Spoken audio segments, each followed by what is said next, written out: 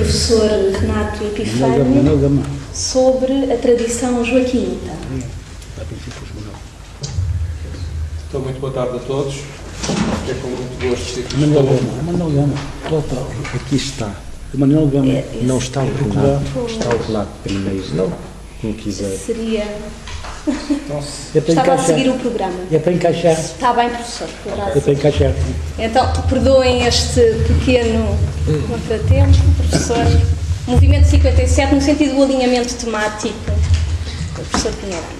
Ora, eu antes da comunicação, primeiro queria agradecer o convite para estar aqui presente neste colóquio e também dar os parabéns à organização e à comissão científica, que está de facto no terreno a organizar, e as entidades, e depois também reconhecer o mérito, porque nada no país hoje está a salvo, e quando ainda há coragem para organizar colóquios, para recordar pessoas que vale a pena recordar, que eu irei dizer mais adiante, acho que o mérito é maior, porque há pessoas que ainda permanecem como uma espécie de bússola de orientação, e António Quadros é uma delas, e por isso o mérito é redobrado sobre isso.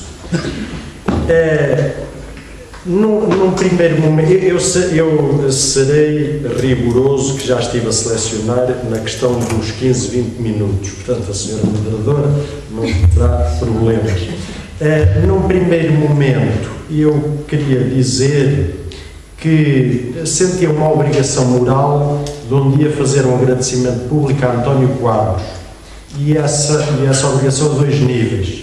Esse agradecimento num plano individual e num plano, até se quisermos, mais global ou mais nacional. Isso porquê? Porque quando em meados dos anos 80, do século precedente, inserido no contexto da dissertação de mestrado que estava a fazer, iniciei o estudo sobre o movimento de cultura portuguesa e o seu órgão, o Jornal 57, que depois deu origem a um livro que anda por aí. Lá pelo norte não se conseguiu obter o último número da publicação, o 11º, que tinha sido editado em 1962. Alguém me sugeriu que recorresse a António Quadros, o que fiz, com a celeridade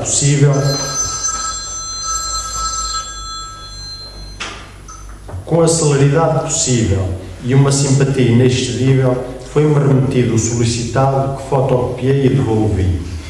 A partir daí, só por gentileza ou até por razões de caráter altruístico, fez-me chegar com dedicatórias de apreço a algumas das suas publicações, nomeadamente o singular livro A Ideia de Portugal na Literatura Portuguesa dos Últimos 100 Anos e a extensa separata intitulada A Filosofia Portuguesa, de Bruno à geração do 57, seguido do Brasil Mental revisitado.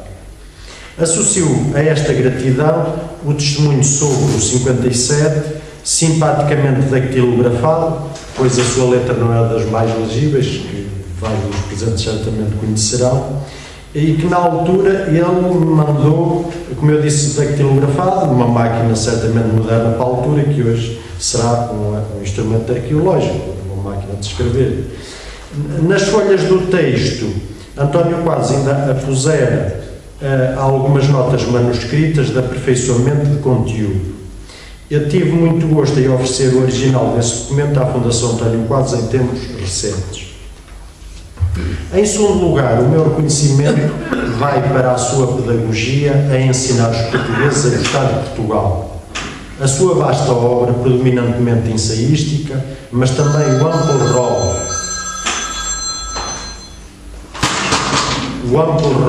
de livros prefaciados, organizados, anotados e traduzidos, assim como a extensíssima colaboração em publicações periódicas, espelham a disseminação do mesmo espírito, a preocupação por Portugal e a reflexão filosófica sobre os valores da sua cultura.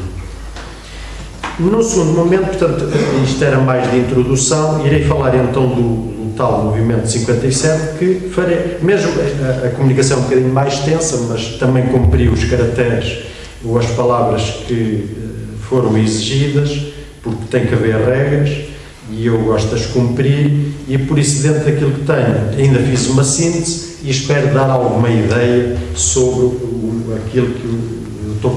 Pinheiro Gomes deixou para a minha missão e que eu espero que dê algum lamiré, pelo menos, sobre o que se pretende. Ora bem, em 57, centenário do nascimento de Sampaio Bruno, e ano em que a Europa, ainda dividida em dois blocos, dava os passos iniciais na edificação de uma sociedade e internações mais comunitária, é iniciada a que julgamos ser a mais bem conseguida manifestação geracional do movimento da filosofia portuguesa. Tratou-se do movimento de cultura portuguesa, o Movimento 57, com o seu órgão próprio, também designado 57, e editado entre 1957 e 1962. No seguimento do espírito da Renascença portuguesa e outros órgãos, mas sobretudo da Renascença, a luz orientadora e a ação do 57 será, por um lado, reconduzir o homem português à consciência da sua mais fecunda virtualidade realizadora, pelo conhecimento da sua idiosincrasia, e, por outro, propondo teses de índole social, educativa, cultural, mas sempre religadas a uma teleologia espiritual que propicie, a expressão é deles, que propiciem a libertação da sua energia criadora. E se o 57 foi o sinal vivo e mais marcante do movimento da filosofia portuguesa, o seu espírito manteve-se viçoso e foi-se renovando, quer através das duas gerações posteriores, na visão de Elísio Gala, quer através das várias publicações periódicas que foram sendo dadas à estampa, como Espiral, A Ilha, Escola Formal, Parábola, Ensaio, Cultura Portuguesa, Leonardo, Bárbara e Teoremas de Filosofia. Espero não me escapar nenhum. O âmago das ideias e orientação dos 57 encontram-se fundamentalmente nos dois manifestos publicados, o Manifesto de 57, no primeiro número, e o Manifesto sobre a Pátria, no segundo número, que não estão assinados e quase certeza que são da autoria de António Quadros. O Manifesto de 57 é pautado por uma dinâmica geral: conhecer, servir. Conhecer a nossa idiosincrasia, fazendo simultaneamente o diagnóstico da situação nacional. Servir, propondo caminhos para ultrapassar os problemas nacionais. O nó górdio em Portugal, segundo este movimento, residia na sua mentalidade dominante, composta por professores, escritores e artistas que defendiam a nossa dependência em relação a correntes estrangeiras. Esses temas, advindos do exterior, que davam pelo nome de escolasticismo, materialismo dialético, positivismo, são limitadores porque coartadores da liberdade. O espírito ou a razão não se realizam universalmente, contra as condições espaço-temporais, logo defende este movimento, as pátrias não são acontecimentos fortuitos, derivados de meras circunstâncias históricas e sociais. O homem não é idêntico a si próprio em todos os tempos e em todas as latitudes. A via contrária, a do universalismo, a da massificação, conduz ao sofrimento, ao mal-estar, à guerra.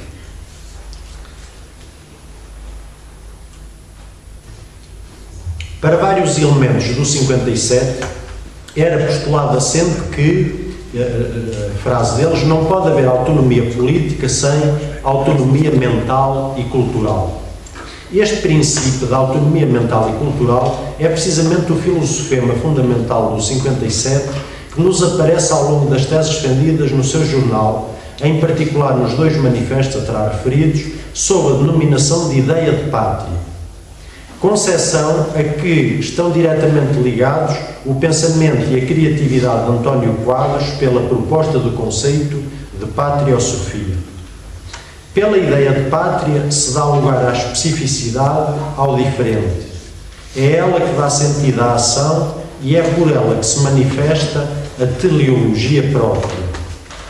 Este é não um caminho, mas o caminho verdadeiro para servir efetivamente o homem, pois, e cito, a pátria é a empresa concreta em que todos se unem para um fim, entendendo-se e comunicando-se entre si. Fim de citação. Na síntese do 57, a ideia de pátria é, pois, o princípio espiritual da autonomia portuguesa.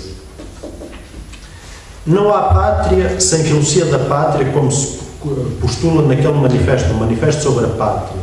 Entre nós, vários têm sido os pensadores que lhe têm dado conteúdo e desenvolvimento. No entanto, não lhe têm sido dados ouvidos. E entre os vários autores nomeados no 57, contam-se Sampaio Bruno, Guerra Junqueiro, Teixeira de Pascoais, Leonardo de Coimbra, Fernando Pessoa da Mensagem, etc. Os elementos do 57 admitem que um dia a pátria do homem venha a ser o próprio universo, ideia já presente no pensamento filosófico de Sampaio Bruno e de Teixeira Pascoais. Mas esses tempos estão tão longínquos que hoje só se pode ter em conta a ideia de pátria. No entanto, sublinhe-se, há um afastamento de todos os ismos, nacionalismo e patriotismo incluídos, à exceção do humanismo, que, na era presente, é tanto mais realizável quanto mais se siga a via das pátrias. Pensamento que se apresenta na senda de Pascoais, para quem o homem, ser naturalmente dado à perfectibilidade, vai da animalidade, passando pela família e pela pátria, até chegar à humanidade. E eu leio um estatezinho de Teixeira de Pascoais, da sua arte de ser português, onde ele esclarece esta sua ideia. Diz ele o seguinte, e depois é assumida pelo 57. O homem rudimentar limita-se a viver como animal. O homem um pouco superior já acrescenta à sua vida animal a da família, que é de natureza espiritual, embora mais restrita que a de pátria. O homem superior vive também como patriota.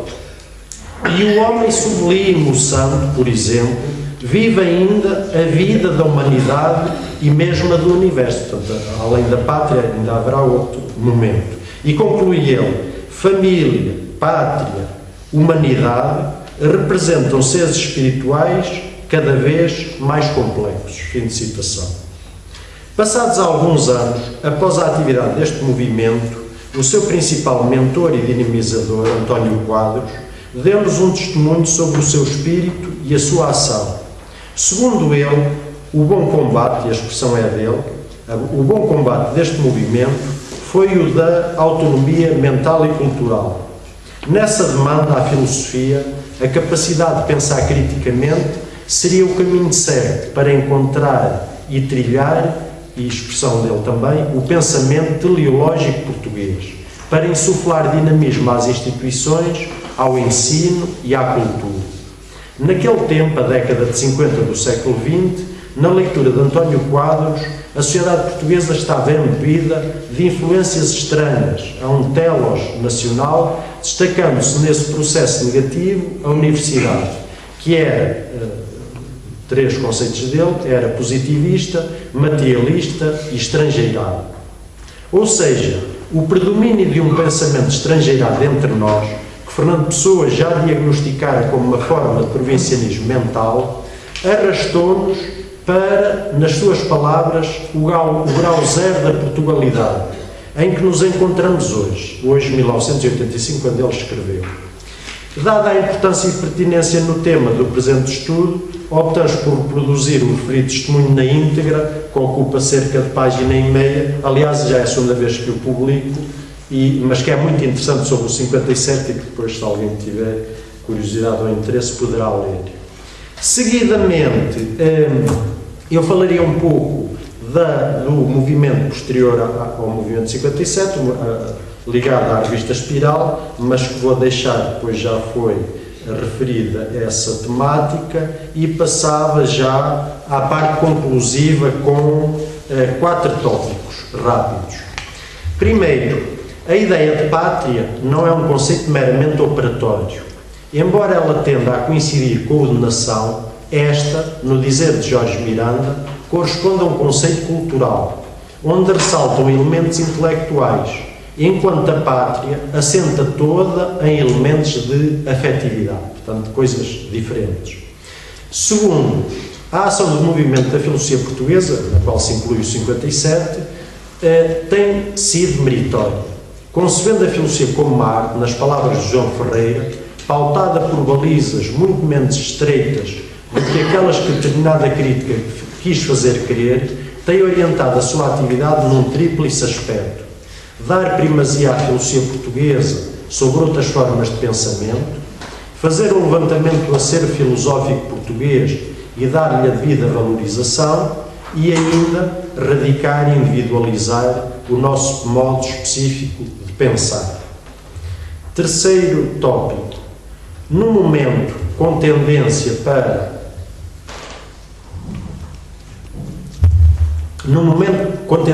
o pensamento único, as vagas de ideias em contracorrente, como as do movimento da filosofia portuguesa, têm um papel muito positivo. A dissensão ajuda a colocar melhor os problemas, contribuindo para que o caminho trilhado, mesmo em sentido oposto ao das teses divergentes, seja mais conscientemente assumido. Quarto e último tópico: poder-se-á falar em anacronismo das teses do movimento da filosofia portuguesa, especialmente as produzidas no âmbito do 57? Em tempos de globalização, pugnar pela ideia de pátria e fazer a defesa da filosofia, quando a época é de relativismos e de fuga diante do pensamento, não parece colher ventos favoráveis. Contudo, na senda do pensamento de Miguel Torga, não há universal sem local. Ou seja, nas suas próprias palavras, o universal é o local sem paredes. Conjugando, pois, estas perspectivas com a ideia de pátria, poder-se-á concluir que quem for humano na sua terra e na sua pátria será humanista em todo o mundo. É que ser humanista em sentido abstrato é fácil e poderá ficar apenas por aí. Na situação de António Quadros, o seu pensamento é claramente empenhado na defesa da causa portuguesa, sendo revelador de um humanismo indelével, simultaneamente local e universal. O humanismo é, pois, segundo nos parece, o maior legado de António Quadros, que aqui queremos vincar como verdadeira homenagem a uma vida e um pensamento que, pelas causas defendidas, bem merecem ser exaltados e recordados. Muito bem.